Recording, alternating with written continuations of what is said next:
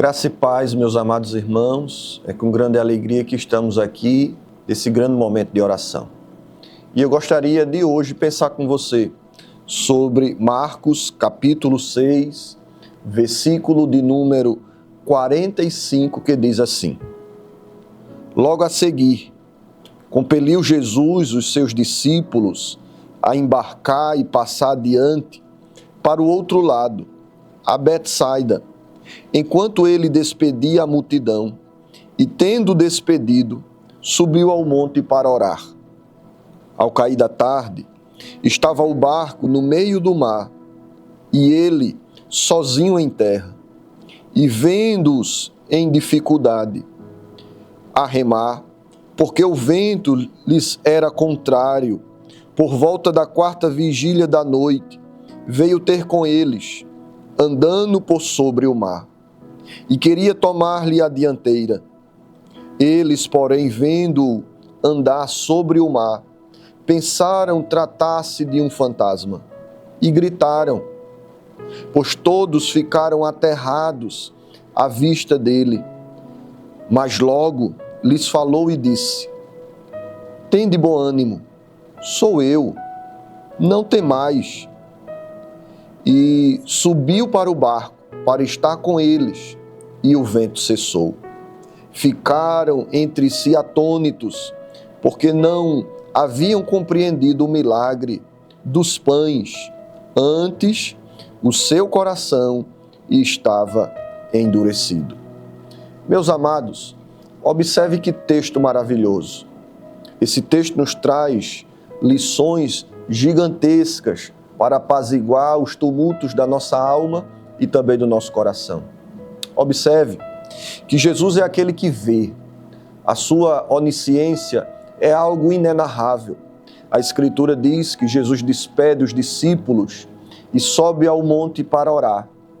E em oração, a Escritura diz que o Senhor viu a dificuldade de seus discípulos. O Senhor viu que os ventos lhe eram contrários. Esse é o Deus que vê. Esse é o Deus que percebe o esconderijo mais profundo dos nossos sofrimentos e da nossa alma. A Escritura diz que Ele não somente vê, mas que Ele também vem. E Ele vem de forma majestosa, Ele vem de forma retumbante, Ele vem caminhando por sobre o instrumento e o objeto do medo dos discípulos. Olha que coisa maravilhosa. Aquilo que nos atormenta, aquilo que nos aflige, não representa nenhum obstáculo para o nosso Deus, nenhuma barreira ou muralha. Ele vem pisando sobre os temores das turbas do nosso coração. Mas observe, meus amados, Jesus vem andando por sobre as águas. Entretanto, esse sinal miraculoso da soberania, da onipotência do Senhor sobre a criação é observado pelos discípulos como um instrumento de um medo acrescentado, porque eles não viram a providência, eles não viram a soberania de Deus, eles viram aquilo que eles chamaram de um fantasma. Olha que pensamento distorcido. É exatamente isso que muitas vezes fazemos nas lutas da nossa vida. Observamos as providências de Deus, muitas vezes como instrumentos não do seu cuidado, mas do seu desamparo. Não como instrumentos do seu pastoreio, mas como instrumentos da nossa solidão. Não era um fantasma, era graça, era providência, era Deus, homem, andando por sobre as águas. Mas observe que coisa impressionante. O texto diz, no versículo de número 50, que todos estavam aterrados à vista dele, como se não bastasse os temores de um barco que está prestes a naufragar, se não bastasse os temores de um naufrágio ou de afogamentos, agora vem um suposto fantasma para aterrorizar o coração dos discípulos. E Jesus, de forma graciosa, de forma poderosa, ele fala: tende bom ânimo. Isso aqui é extraordinário, porque Jesus percebe que havia uma tsunami maior do que aquela produzida pela água, pelos ventos. que era a tsunami do coração. Jesus não fala primeiro aos problemas. Jesus não fala primeiro às inquietações. Ele fala primeiro ao coração de seus discípulos. Tenham bom ânimo. Consertem essa reflexão.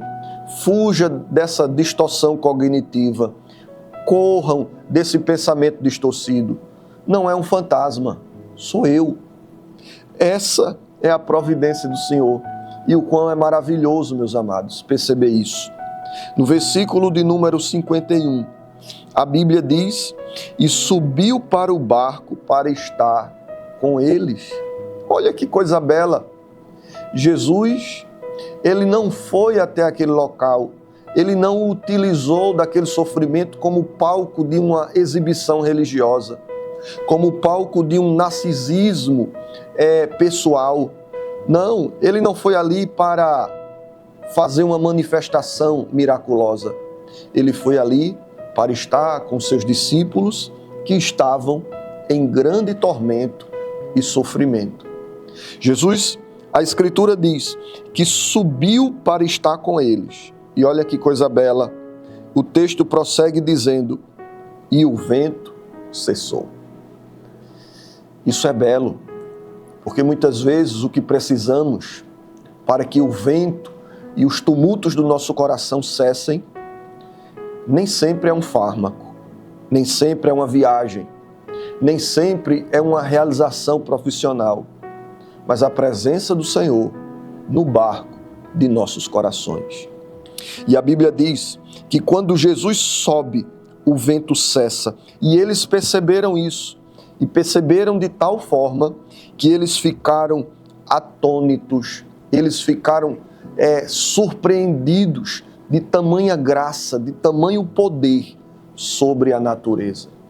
Esse é o Jesus que nós servimos. Esse é o Jesus que pastoreia os nossos corações. Portanto, meus amados, que nós venhamos ser, nesse momento, preenchidos por essa providência de Deus. E eu queria, nesse momento, orar. E nessa oração nós vamos fazer alguns pedidos. E nesses pedidos nós vamos estar orando para que o Senhor esteja aquietando o nosso coração.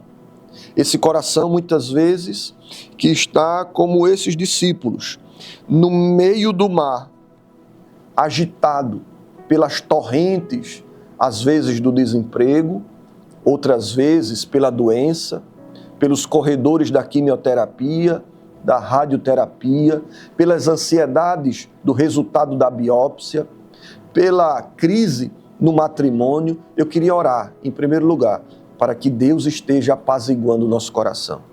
Mas eu gostaria de orar também, para que nós venhamos ter uma visão espiritual, que venhamos ter uma percepção da graça e da bondade de Deus, para não estarmos olhando para a providência de Deus e ver os fantasmas, e ver os medos que assombram o nosso coração, e que são produtos das crenças de nossas vivências.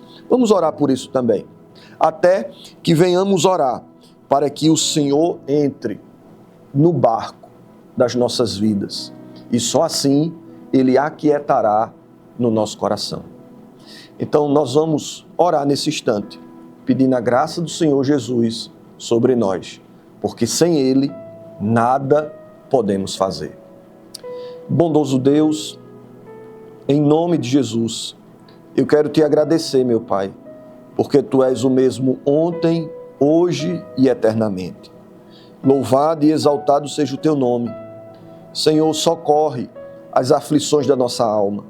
Senhor, traz paz ao nosso coração, aquela paz que vai além de todo o entendimento, aquela paz que fez Daniel dormir na cova, que fez Pedro dormir na prisão, que fez Sadraque passear na fornalha. Senhor, ajuda cada um de nós e coloca em nosso coração discernimento, Senhor, para percebermos a Tua providência e o Teu agir. Socorre-nos, Senhor, e entra no barco, ó Deus, do nosso coração, das nossas decisões, pois somente assim a turba e as tsunamis da nossa alma, elas se acomodarão Tudo isso nós te pedimos no nome do nosso Senhor e Salvador Jesus Cristo. Amém. Meus amados, continuemos perseverantes nessa campanha, com os joelhos dobrados, com o coração aberto, com a mente iluminada pelo Santo Espírito por meio de sua palavra. Um grande abraço e que Deus nos abençoe.